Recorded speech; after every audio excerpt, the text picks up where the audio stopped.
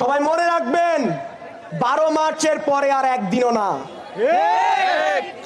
আপনারা সবাই জানেন আমরা এই স্বাস্থ্য খাতের সকল বৈষম্য, সকল অধিকার সবকিছু নিশ্চয়ে, এই অধিকার নিশ্চয়ে বৈষম্য নিরসনে 5টি দফা উত্থাপন করেছিলাম।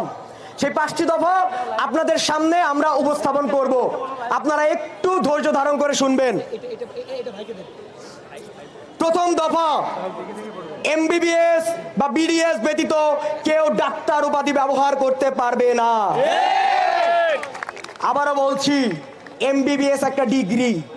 আমরা এইচএসসি পরীক্ষা দিয়েছি, অ্যাডমিশন টেস্ট দিয়েছি, তারপরে আমরা মেডিকেলে চান্স পেয়েছি, ডেন্টালে চান্স পেয়েছি, তারপরে আমরা পড়াশোনা করে অনেক বই খাতা পড়ছে, অনেক কিছু উল্টিয়ে ইন্টার্নি করে 5 বছর পড়াশোনা করে 1 বছর ইন্টার্নি করে ডাক্তার হই।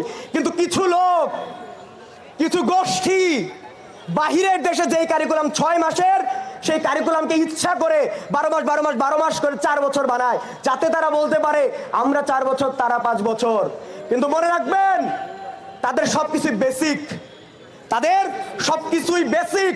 যদি আপনারা আপনাদের স্বাস্থ্য খাতটা বেসিক পর্যায়ে রাখতে চান, তাদের হাতে স্বাস্থ্য খাত দিয়ে দেন। দ্বিতীয় দফা, আন্তর্জাতিক মান অনুযায়ী ওটিসি ড্রাগ লিস্ট আপডেট করতে হবে। আপনারা অনেকেই না জেনে বুঝে অ্যান্টিবায়োটিক সেবন করেন, অনেক সময় নিজে থেকে করেন, অনেক সময় ফার্মাসিস্ট বা ওই যে গ্রামের হাতুড়ে ডাক্তার, আমাদের ডাক্তার সাহেব, তাদের প্রেসক্রিপশনে করেন। তারা আপনাদের একদম খুবই দ্রুত যাতে আপনাদের ব্যথা নিরসন হয়, আপনারা যাতে ভালো ফিল করেন, এই জন্য দেখবেন হায়ার জেনারেশনের অ্যান্টিবায়োটিক দিচ্ছে।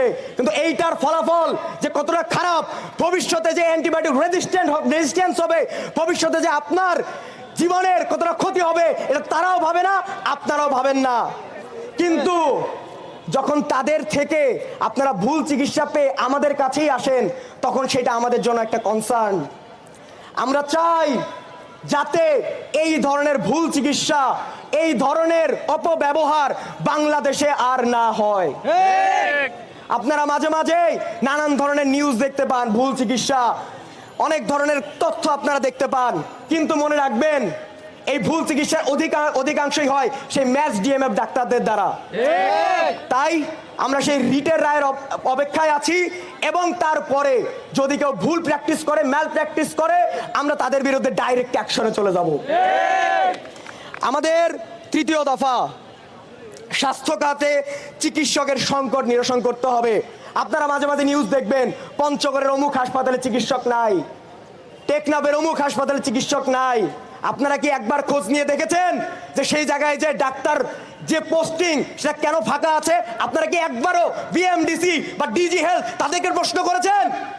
এখন থেকে প্রশ্ন করবেন যে কেন তারা আমাদের যে পোস্টিং সেখানে ফাঁকা থাকা সত্ত্বেও কেন তারা পোস্টিং দিচ্ছে না, কেন চিকিৎসকদের বেকার বসিয়ে রাখছেন? তাদেরকে জিজ্ঞাসা করবেন।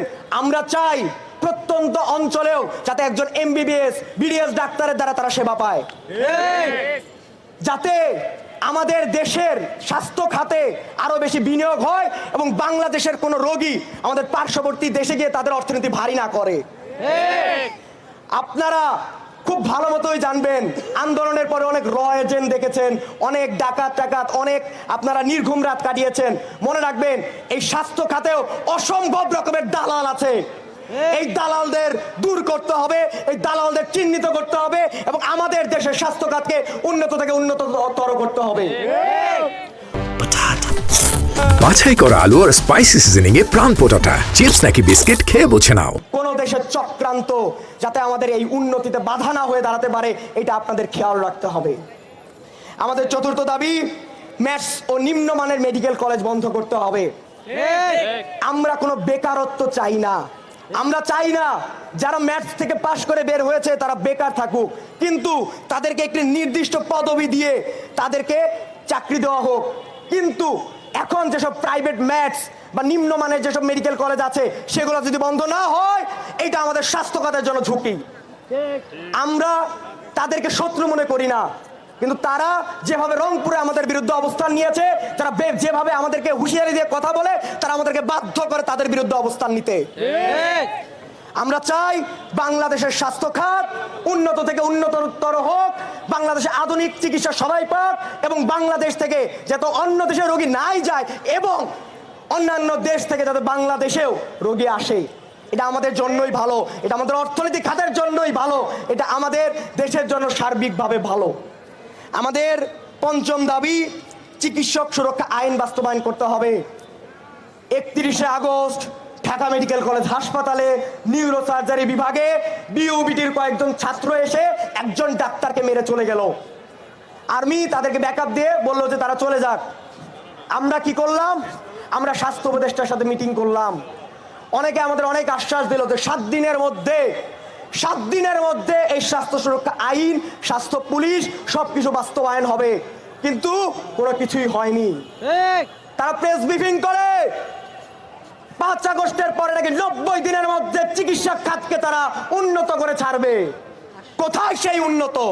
কোথায় সেই সংস্কার? এই ধরনের মূলা ঝুলানো আর চলবে না। আপনারা আমাদেরকে যেভাবে মূলা ঝুলিয়েছেন, যেভাবে ঝুলাচ্ছেন, এগুলো থেকে বিরত থাকেন। যদি আপনাদের কেউ এরকম ভাবে উস্কানি দেয় যে যান তাদেরকে একটু উস্কিয়ে দেন, দেশ অস্থিতিশীল হয়ে যাবে।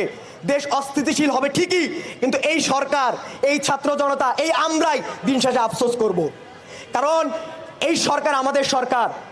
এই আন্দোলন, এই আগস্টের আন্দোলন এই ডাক্তাররাও করেছে, এই ডাক্তাররা নিরলসভাবে চিকিৎসা দিয়ে গিয়েছে। আমরা চাই না এই দেশ কোনো বৈদেশিক চক্রান্তে, কোনো দালালদের চক্রান্তে আবার অস্থিতিশীল হয়ে উঠুক। কিন্তু আমরা আমাদের দাবি আদায়ে অনড়।